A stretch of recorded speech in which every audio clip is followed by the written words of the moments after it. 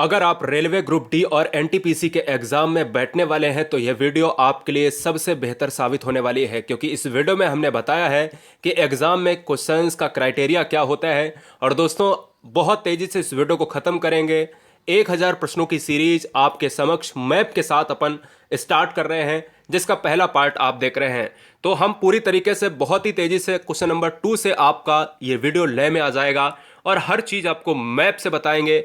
इसके अलावा अगर आप एग्जाम को बेहतरीन चाहते हैं भाई करना, तो संपूर्ण ईयर का करंट अफेयर जनवरी टू दिसंबर करा रहे हैं, संपूर्ण जीके जिसमें हिस्ट्री, ज्योग्राफी, कंप्यूटर, ऑल, संपूर्ण विज्ञान, biology, physics, chemistry, reasoning and mathematics, राष्ट्र हित में शिक्षा, हर बहन हर भाई का स्वागत है। अब चलेंगे इस वीडियो में सुपर फास्ट तरीके से।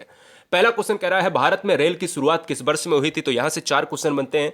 हमारा मकसद ये नहीं है कि टिक लगा दें, तो देखिएगा ऑप्शन नंबर चला जाएगा बी के साथ। 1853 में इस क्वेश्चन की शुरुआत, यानी अगर हम बात करें ट्रेन की शुरुआत हुई, अगर फुल डेट की बात करें तो 16 अप्रैल 1853 में यहां पर भारत में पहली ट्रेन चली थी। अगर पूछे कौन सी, पैसेंजर या भाई पैसेंजर गाड़ी भी है और एक तो एक्सप्रेस और सुपरफास्ट में होती है, तो पैसेंजर गाड़ी चली थी।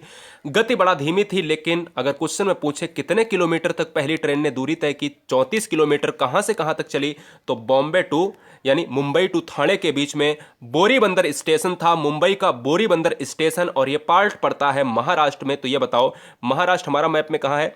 महाराष्ट्र हमारा मैप में ये रहा। इसकी राजधानी कहां पर है सर, इसकी राजधानी है मुंबई, और मुंबई एक बंदरगाह भी है। तो फिलहाल सारे ऑप्शन, सारे क्वेश्चन क्लियर हो गए हैं। सब्सक्राइब कर लेना अगर बेहतरीन यहां पर वीडियो आपको साबित हो, वरना हर बहन हर भाई का सिलेक्शन चाहिए यार।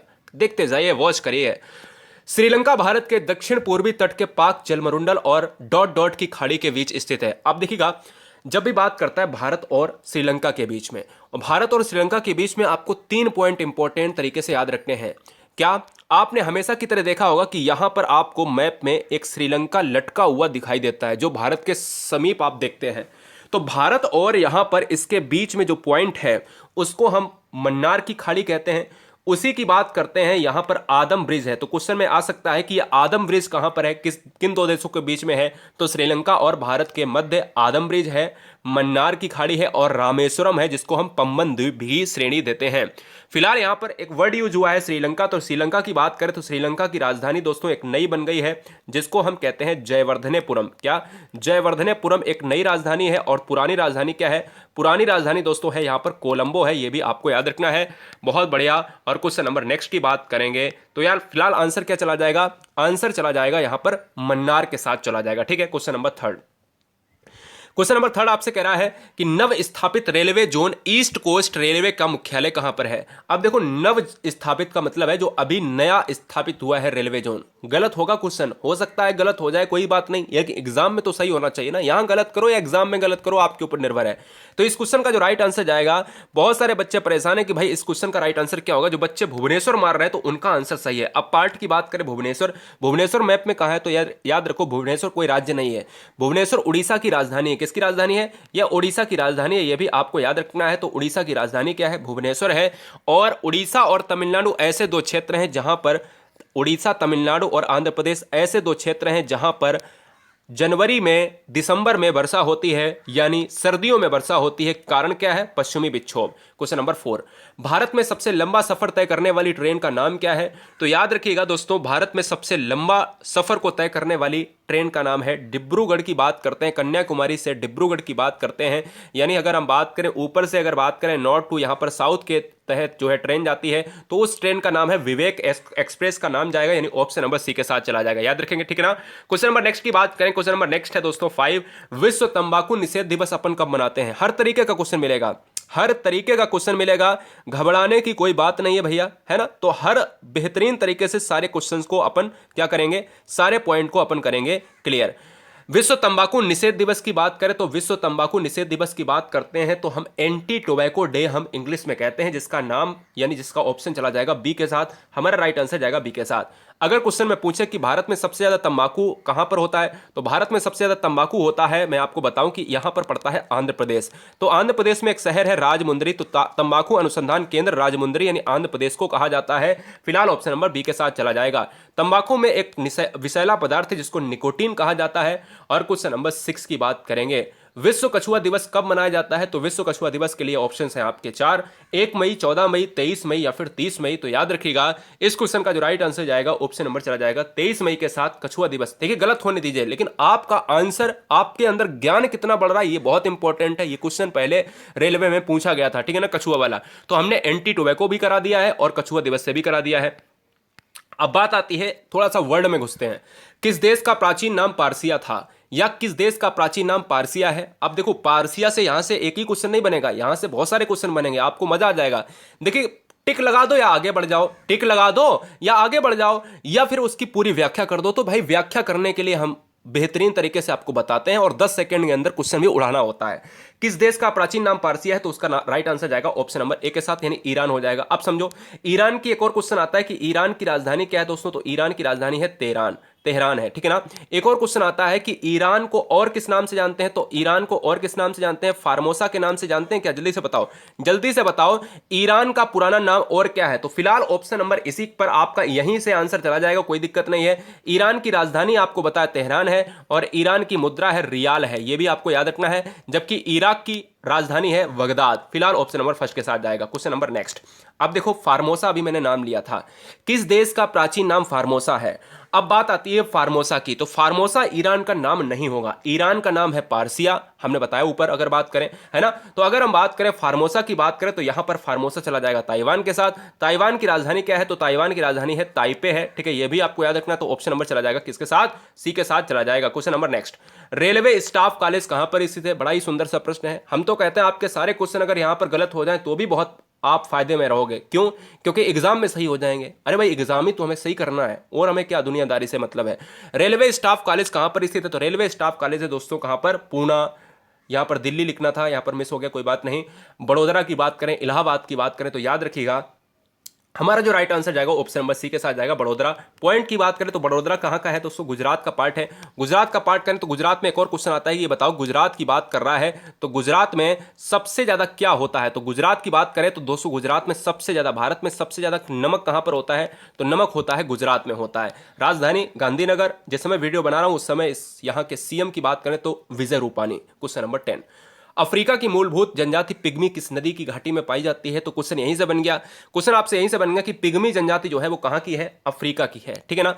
अफ्रीका की अगर पिग्मी जनजाति है तो ये बताओ कि वो कहां पर रहती है, किस नदी की घाटी में पाई जाती है? तो दोस्तों वो नदी की घाटी नाइजर है, जाम्बेजी है, नील है या कांगो है? जवाब दीजिएगा। हो सकता है आंसर आपके दिमाग में सेट हो गया हो तो हम बताते हैं अब आंसर, यानी कांगो हो जाएगा। तो याद रखिएगा कांगो को एक और क्वेश्चन के नाम से जानते हैं, एक और जो है शब्द के नाम से जानते हैं। तो यहां पर एक पॉइंट अगर आ जाए ऑप्शन में जायरे लिखा जाए, अगर क्वेश्चन में पूछा जाए कांगो को और क्या कहते हैं? जायरे भी कहा जाता है, ठीक है ना। अफ्रीका की मूलभूत जनजाति पिग्मी किस नदी के किनारे है? तो आप जायरे को भी मार सकते हो, इसलिए राइट आंसर जाएगा ऑप्शन नंबर डी के साथ। Question number 11। श्रीलंका को पहले किस नाम से जाना जाता था? श्रीलंका की बात करी हमने, आपको बताया कि फार्मोसा ताइवान की बात करी है ना, पार्सियन की बात करी तो हमने ईरान की बात करी। अब श्रीलंका को, श्रीलंका की राजधानी क्या है? श्रीलंका की राजधानी है कोलंबो और नई राजधानी बनी है जयवर्धनेपुरम। श्रीलंका की बात करें, श्रीलंका को सबसे पहले किस नाम से जाना जाता था? तो उसका नाम है दोस्तों सीलोन के नाम से जाना जाता था। याद रखिएगा ऑप्शन नंबर हमारा फर्स्ट के साथ चला जाएगा। भारत और श्रीलंका के बीच में कौन सा जो है आपका द्वीप की बात करते हैं? तो पम्बन द्वीप है। भारत और श्रीलंका के बीच खाड़ी की बात करें तो मन्नार की खाड़ी है। तो फिलहाल ऑप्शन नंबर चला जाएगा ए के साथ। Question number next. निम्नलिखित में से भारत का सबसे लंबा रेलवे पुल स्थित कहां पर है? कौन सी नदी पर भारत का सबसे लंबा पुल है यह आपको बताना है। लंबा पुल, रेलवे का लंबा पुल है। एग्जाम पॉइंट ऑफ व्यू से रेलवे के क्वेश्चंस बहुत ही जबरदस्त पूछे जाते हैं, तो याद रखिएगा रेलवे के सबसे लंबा पुल की बात आती है, बेमनाड झील की बात आती है। अब पॉइंट ये आता है कि बेमनाड झील हो या बेमनाड नदी हो, ये दोनों नदियां हैं कहां पर? तो देखिएगा मैप में अगर बात करें तो ये वाला आपको लास्ट वाला केरल का पॉइंट देख रहा है। केरल में दोस्तों, केरल की बात करें तो केरल की राजधानी है त्रिवेंद्रम। इसको त्रिवअनंतपुरम भी कहते हैं। क्या? त्रिवेंद्रम को हम तिरुअनंतपुरम भी कहते हैं। बेमनाड झील, बेमनाड नदी, ये सभी हमारी कहां पर है? केरल राज्य में है। और केरल राज्य एक ऐसा है जो भारत का सबसे ज्यादा साक्षरता वाला राज्य है। 93% साक्षरता यहां पर पाई जाती है। क्वेश्चन यहीं पर नहीं थमता है, कहता है कि पूरे भारत में एकमात्र ऐसा राज्य बताओ जिसमें सबसे ज्यादा पुरुषों से महिलाएं ज्यादा हैं। तो पुरुषों से महिलाएं किस प्रदेश में ज्यादा हैं? वो है दोस्तों केरल राज्य में है। महिलाओं की संख्या यानी फीमेल की संख्या ज्यादा है और मेल की संख्या कम है, ठीक है ना। केरल में सबसे ज्यादा आपके हाथी बहुत ही ज्यादा होते हैं जिसका नाम है पेरियार अभ्यारण्य। Question number next. कश्मीर में निर्माण किया जा रहा दुनिया का सबसे ऊंचा रेलवे पुल किस नदी पर है? कश्मीर में स्थित एक पुल है जो निर्मित हो चुका है और कुछ बचा हुआ भाग है जो निर्माण हो रहा है, उसका नाम क्या है, यानी वो किस नदी पर है? तो यार नाम की तो बात छोड़ो, कश्मीर में है तो कश्मीर से जाना जाएगा। और फिलहाल अगर हम बात करें वो रेलवे एक पुल है और ऊंचा की बात कर रहा है, तो ऊंचे में एक सबसे हाईएस्ट की बात करते हैं, एक बड़े में होता है एक ऊंचे में होता है, तो ऊंचे की बात करेंगे तो दोस्तों चिनाब नदी पर है। पार्ट ऑफ जम्मू कश्मीर की बात करेंगे, जम्मू कश्मीर क्षेत्रफल के अनुसार दोस्तों सबसे बड़ा 5वां राज्य है, ये आपको याद रखना है। जम्मू कश्मीर की भी 2 राजधानियां हैं, ग्रीष्मकालीन और शीतकालीन राजधानियां हैं। क्वेश्चन नंबर 14, गोरखपुर जहां पर दुनिया का सबसे लंबा प्लेटफॉर्म स्थित है, गोरखपुर जहां पर दुनिया का सबसे लंबा प्लेटफॉर्म स्थित है वह किस राज्य में है? उड़ीसा, उत्तर प्रदेश, झारखंड या छत्तीसगढ़? जवाब दीजिएगा। जी हाँ, बहुत बढ़िया क्वेश्चन है दोस्तों, बहुत बढ़िया। अगर हम बात करें तो आप ये कहते हो, अगर हम बात करें तो आप ये कहते हो भैया कि भाई यह पार्ट हो जाएगा आपका उत्तर प्रदेश का हो जाएगा। तो गोरखपुर उत्तर प्रदेश वाले बच्चे तो जानते होंगे, लेकिन रेलवे का तो एग्जाम देंगे सारे बच्चे, तो रेलवे एक ऐसा प्लेटफॉर्म है उत्तर प्रदेश का 1366.44 जो है फीट का जो है पुल है, यहां पर जो सबसे दुनिया का सबसे बड़ा प्लेटफॉर्म है, लंबा प्लेटफॉर्म है, यह रेलवे का स्टेशन बन चुका है। गोरखपुर की बात करें, है ना, बहुत बढ़िया। अच्छा लग रहा हो तो सब्सक्राइब जरूर कर लीजिए। चलते हैं नेक्स्ट क्वेश्चन की बात करेंगे। 15वां क्वेश्चन कह रहा है राष्ट्रीय का, भारत की बात करें, राष्ट्रीय कवि किसे माना जाता है? तो ये भी जीके का पोर्शन था, एक्चुअल में हिंदी से प्रश्न जीके में समाहित कर दिया गया और बहुत एग्जामों में देखा गया। तो भैया सिंपल सी बात है, माखनलाल चतुर्वेदी, सुभद्रा कुमारी चौहान, मैथिली शरण गुप्त, सुमित्रा नंदन पंत। तो भाई सिंपल सी बात करें तो भैया यहाँ पर राइट आंसर जाएगा ऑप्शन नंबर सी के साथ, मैथिली शरण गुप्त के साथ यहाँ पर चला जाएगा। इनकी प्रमुख रचना कौन सी है? यशोधरा है। और याद रखिएगा एक झांसी की रानी भी कृति है जिनका नाम है सुभद्रा कुमारी चौहान ने लिखी है। क्वेश्चन नंबर नेक्स्ट, सत्यमेव जयते भारत के राष्ट्रीय चिन्ह में कहां से लिया गया है? तो भैया यहां पर ऑप्शन नंबर 4 आपके सामने है कि सत्यमेव जयते में उत्कीर्णित जो चक्र है उसमें तीलियां कितनी है, तो आप सभी को बताया था, उसका आंसर आपको नीचे टाइप करना है। इसके अलावा अगर बात करें सत्यमेव जयते की बात करें तो यहां पर मुंडको उपनिषद से लिया गया है, यानी ऑप्शन नंबर चला जाएगा किसके साथ? डी के साथ चला जाएगा। ये बहुत ही जबरदस्त क्वेश्चन है, ऑप्शन नंबर हमारा डी के साथ जाएगा। ऋग्वेद की बात करें तो ऋग्वेद की बात करें एक प्राचीनतम ग्रंथ है, प्राचीनतम वेद की बात करता है और वेदों की संख्या भारत के वैदिक काल में अगर हम बात करें तो 4 मानी गई है, ऋग्वेद, सामवेद, यजुर्वेद और अथर्ववेद। क्वेश्चन नंबर नेक्स्ट, नील नदी को किस देश का वरदान कहा जाता है? जिस समय अगर हम बात करें वरदान की बात करते हैं तो हम तुर्की, कुवैत, मिस्र या कनाडा, तो नील नदी को हम किस देश का वरदान कहते हैं? तो हमारा जो राइट आंसर जाएगा वो ऑप्शन नंबर चला जाएगा मिस्र के साथ चला जाएगा, क्योंकि मिस्र की प्रमुख नदी, मिस्र की जीवन रेखा नदी नील नदी को कहा जाता है। विश्व की सबसे बड़ी नदी कौन सी है? यानी अगर हम बात करें वर्ल्ड की सबसे जो है लंबी नदी के बारे में अगर बात करें तो वो दोस्तों नील नदी होगी। अगर सबसे जो है एरिया वाइज के अनुसार लंबी नदी की बात करें तो वो कौन सी होगी? वो होगी अमेजॉन नदी होगी। इसके अलावा अगर बात करें नील की बात करें तो यहां पर राइट आंसर जाएगा मिस्र, राजधानी काहिरा की बात करेगा। ऐसे ही अगर बात करें बिहार की राजधानी पटना है। बिहार में एक शोक नदी है जिसका नाम है क्या? शोक नदी को कहा जाता है दोस्तों, बहुत बढ़िया। तो शोक नदी है दोस्तों कोसी है, ये भी आपको याद रखना है। नेक्स्ट वन की बात करें, क्वेश्चन नंबर नेक्स्ट आपके स्क्रीन पर है, मालती माधव किसकी कृति है?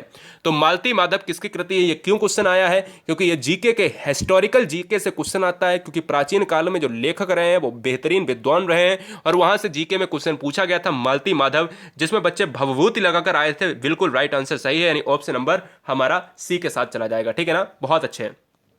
नेक्स्ट वन की बात करेंगे, विश्व की पहली महिला प्रधानमंत्री कौन थी? कौन से देश की थी और उनका नाम क्या था? देखिए जब भी हम बात करते हैं भारत में पहली मुख्यमंत्री कौन थी तो वो उत्तर प्रदेश से रिलेट करती हैं। जब हम पूरे विश्व की बात करें तो हम प्रधानमंत्री की बात करते हैं तो वो श्रीलंका से आने वाली श्रीमती भंडार नायके की बात होती है, यानी ऑप्शन नंबर हमारा किसके साथ जाएगा? ए को अपन लॉक कर जाएंगे। श्रीलंका के बारे में हम पहले ही फैक्ट पढ़ चुके हैं, यानी श्रीलंका एक ऐसा देश है जहां पर 2 राजधानियां हैं, जयवर्धनेपुरम और कोलंबो, ठीक है ना, जयवर्धनेपुरम और कोलंबो है। सीलोन इसका प्राचीन नाम है, श्रीलंका का सीलोन प्राचीन नाम था, याद रखिएगा। 1987 में इसका नाम श्रीलंका बदलकर कर दिया गया, इसके पहले सीलोन नाम था। भारत और श्रीलंका को अलग करने के लिए पम्बन द्वीप, रामेश्वरम और आदम ब्रिज जैसे ऑप्शंस आपको मिले तो आप मार दीजिएगा। रेडियम की खोज किसने की थी? तो रेडियम की खोज दोस्तों की है रदरफोर्ड, चैडविक, मैडम क्यूरी या फिर डाल्टन। तो यहां पर जो राइट आंसर जाएगा वो ऑप्शन नंबर किसके साथ जाएगा? मैडम क्यूरी के साथ जाएगा। और मैडम क्यूरी के लिए यहां पर इसके लिए मिला था नोबेल मिला था, यानी ऑप्शन नंबर चला जाएगा सी के साथ। क्वेश्चन नंबर नेक्स्ट की बात करेंगे, स्वस्थ मनुष्य का रक्तचाप कितना होता है? जितने भी परिवार हमारे वीडियो देख रहे हैं अपना शहर जरूर लिखें कि आप किस शहर से आते हैं, आपने कहाँ से फॉर्म डाला है, ठीक है ना, ये जरूर बताएं।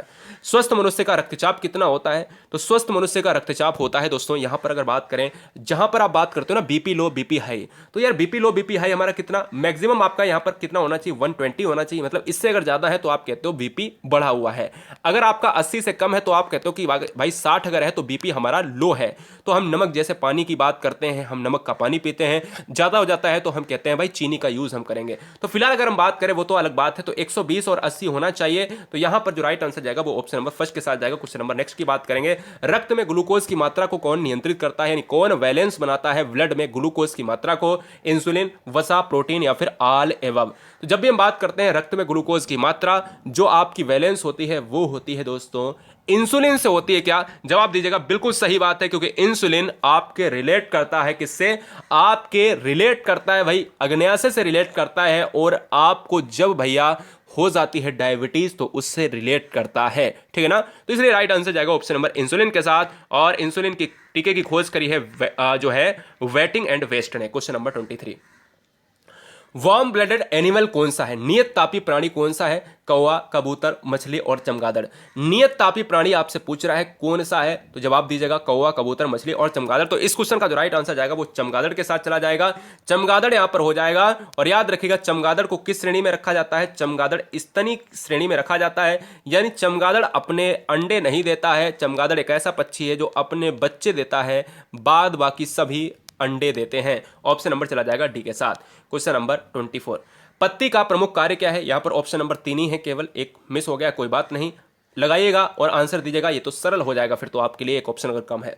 पत्ती का प्रमुख कार्य क्या है? तो यहां पर एक क्वेश्चन बनता है कि बताओ कि मनुष्य एक तरफ मानव है, यानी एक तरफ आपका ह्यूमन है, एक तरफ आपका ह्यूमन है और एक तरफ आपका पेड़ की पत्ती है। तो पत्ती में दोस्तों क्लोरोफिल की वजह से वहां पर पाया जाता है हरा रंग, और पत्ती में क्या होता है? पत्ती में होता है मैग्नीशियम।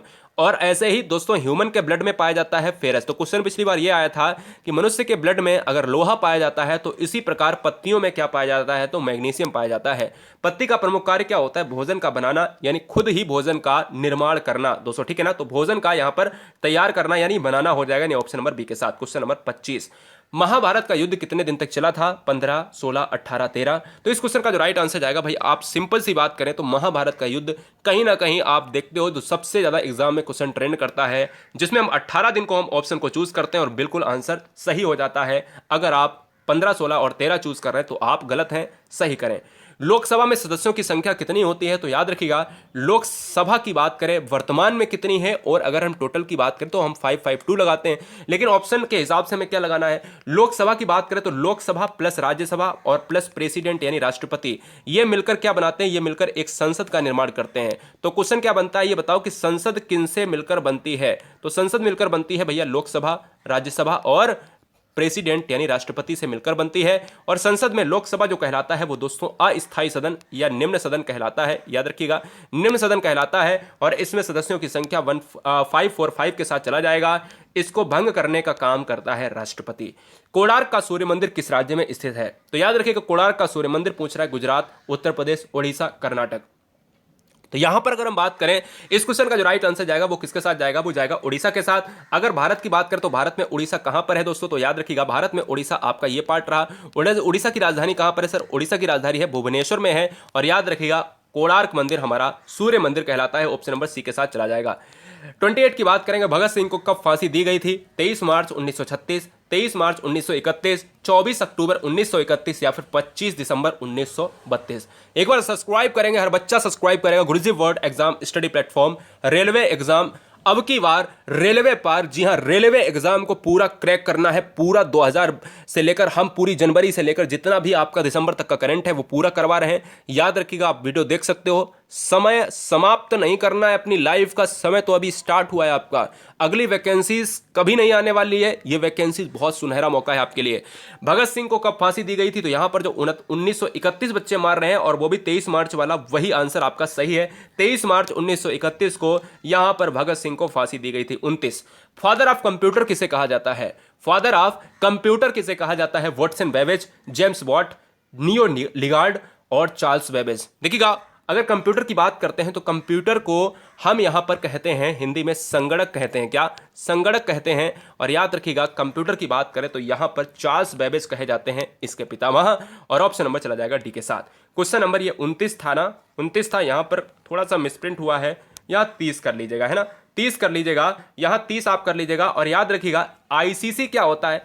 आईसीसी होता है इंटरनेशनल क्रिकेट काउंसिल, जो आपके वर्ल्ड क्रिकेट की बात करता है। वीसीसीआई क्या होता है? वीसीसीआई की बात करते हैं तो वीसीसीआई आपका जो मुख्यालय की बात करते हैं तो आप कहते हो मुंबई में है। और बीसीसीआई की बात करते हो तो ये है दोस्तों इंडियन क्रिकेट जो काउंसिल की बात करते हो। और अगर बात करें दोस्तों, बहुत बढ़िया, तो आईपीएल कब स्टार्ट हुआ था? तो 2008 यहां पर आंसर हो जाएगा, ठीक है ना।